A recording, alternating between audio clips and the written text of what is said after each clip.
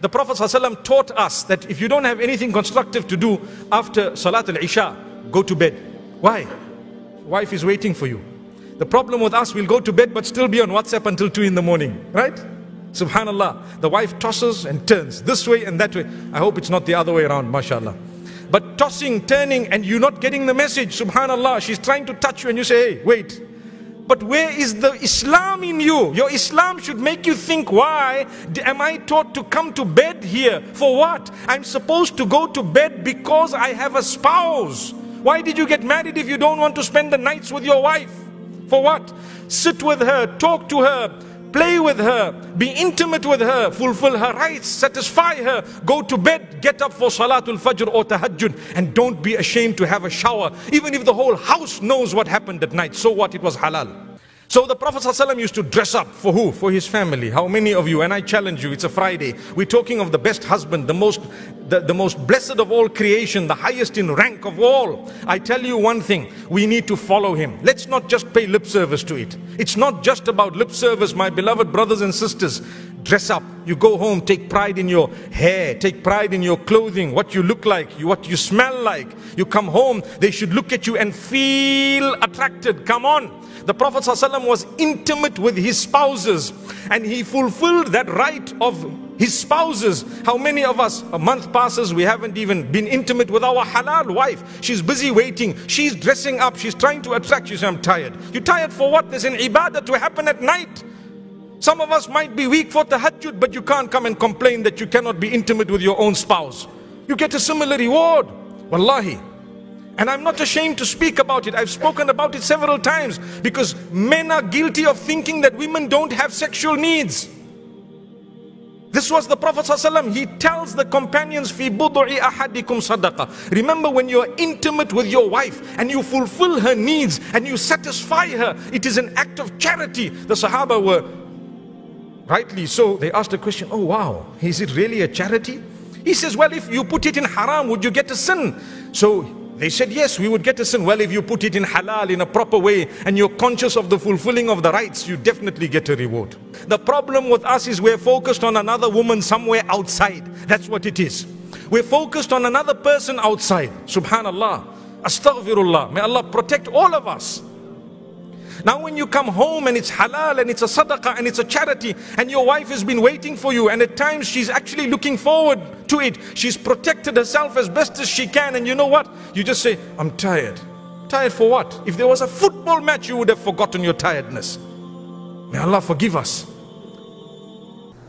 The general script, the general point, the general rule when it comes to intimacy is that everything is halal until proven haram. Everything is halal until proven haram. And then you look into the Sharia, what are the things that Allah subhanahu wa ta'ala has prohibited? What are the things that Allah subhanahu wa ta'ala has prohibited? And you have four things that Allah subhanahu wa ta'ala has clearly prohibited. Four things that Allah subhanahu wa ta'ala has clearly prohibited. Number one is that Allah subhanahu wa ta'ala has prohibited intimacy through the anus. Allah subhanahu wa ta'ala has prohibited intimacy through the anus. Number two is that Allah subhanahu wa ta'ala has prohibited intimacy when a woman is in her menstrual cycle. When a woman is in her menstrual cycle, and this takes the same ruling when she has postpartum bleeding, meaning after she has a child, during that time it is not permissible to be physically intimate with her at that time as well. The third thing that is prohibited in Islam is for one to be, use that which is filthy, to use that which is disliked. Now, we'll get to this concept later on, bi'idhnillahi ta'ala, but just understand the general rule. Because over here, Islam didn't come to give specifics, but Islam just gave general guidelines. And then the fourth principle, and the fourth rule you should know when it comes to intimacy, is that Islam prohibits people being wasteful. Islam prohibits people being wasteful. So the first thing we mentioned is that Allah subhanahu wa ta'ala, He has made intimacy through the anus clearly haram. And in fact, this is something that there's consensus on, that there's no disagreement upon, that this is prohibited. This is prohibited and is not allowed. Then number three, we said, a person should not be filthy. A person should not be filthy. What does this general guideline mean? This general guideline means, it encompasses two main things. Number one is the way that we speak with one another. So for example, living in our culture, there's this culture of, being very vulgar while having marital relations. That is not allowed in Islam. To use bad words and to curse, even when a person is having marital relations with his wife, this is not the way that they should be. But rather there's a level of humanity and a level of dignity that needs to be retained. And this is something that, is left for the non-Muslims and has nothing to do with Islam. And you'll notice that, you'll come to see this, that this is like one of the diseases of like watching pornography, is that you start developing cultures of intimacy that are not allowed in Islam.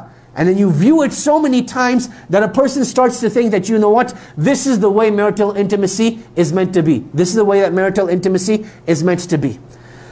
Related to this third point, this third principle as well, is that one should not be filthy. So you will notice that again in Western culture, they'll use a whole bunch of products that are not, for the lack of better words, hygienic. They're things that are not hygienic. I'm not going to educate you about them if you don't know what they are. If you know what they are, seek refuge from Allah that you never find someone who wants these sort of things. So those are the sort of things you have to avoid. Then the fourth thing is that you're not meant to be wasteful. That you're not meant to be wasteful. And this is something that you'll find in the books of old. That certain things that you're allowed to use in intimacy, certain things that you're not allowed to use in intimacy. So the question arises, are you allowed using food while being intimate? Are you allowed using food while being intimate? And the answer to this is yes, as long as you're consuming that food.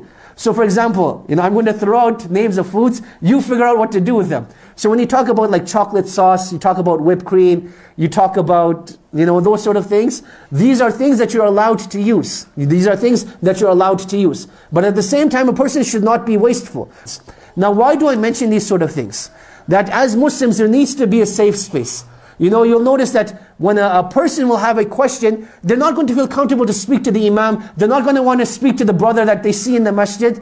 There needs to be a safe space. And one thing we definitely don't want is, people going to the internet and trying to research, should I be using this or should I not be using that? They don't have the level of morality and ethics that a Muslim is required to have. So I want to give you general guidelines in terms of what is allowed and what isn't allowed. And the reason why I bring this up again is because one of the biggest levels of frustration is because of this improper intimacy.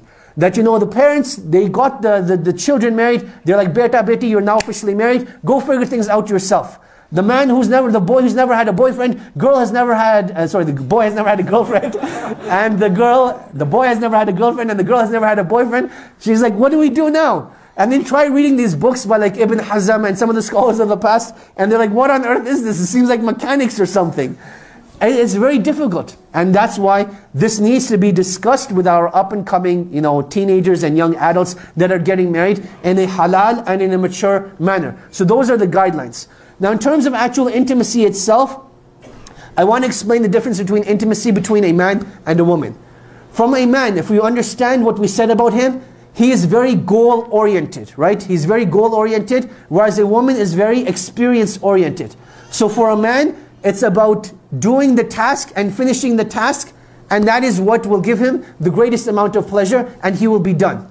Whereas for a woman's perspective, it's not about completion, but rather it's about the experience itself. And this is what I want to share, a very important difference over here. That there will be, for a husband and wife, when they get married, there will be a time where a man will need to fulfill his urge. A man will need to fulfill his urge, and a woman will be like, let us go out for dinner first. Let us light some candles. Let us, put on some nasheeds. And the man is like, that is, on the inside, he's being, like on the outside he's being polite, but on the inside he's like, this is not what I need right now. I've just gone through some major fitna, something happened, and I need to fulfill my urge. A woman needs to recognize that at that time he's not in the mood for an intimate experience, he just needs to fulfill his urge. At the same time, from a man's perspective, he cannot be greedy and selfish and think that this is the way intimacy is always going to be. There's a time to take, but there's also a time to give. So from time to time, yes, you will have to fulfill your urges, but at the same time, you'll want to make sure that you're giving back to your spouse as well. You'll want to make sure that you're giving back to your spouse as well. And this is something that you will learn to discuss with one another, experience with one another, and grow with one another. And I cannot emphasize enough the importance of communicating over here. That a lot of times, a husband and wife, they'll be having problems in their intimacy, but they're like, it's going to stay in the dark. We're not going to discuss it. We're not going to do anything about it. We'll just continue living as it is. But a breaking point eventually comes and nothing gets solved and the relationship eventually breaks down. So it's very important that a husband and wife, they agree amongst themselves that, you know what, we may not know anything about intimacy coming into the marriage, but now that we're married, Allah has made us halal for one another. Let us enjoy this experience. Let us enjoy this experience and let us learn about it as well. So if there's something that you like, tell your spouse about it. If there's something that you dislike, tell your spouse about it. Rather than holding those feelings inside and repressing those emotions, deal with them up front and it makes things a lot easier. Rather than leaving your spouse to guess, to what does my spouse like, what does my spouse not dislike, be open about it, be frank about it, but be, ethical and moral about it as well. That there's no need for vulgar descriptions and be, sane and humane and speak about it in a mature manner.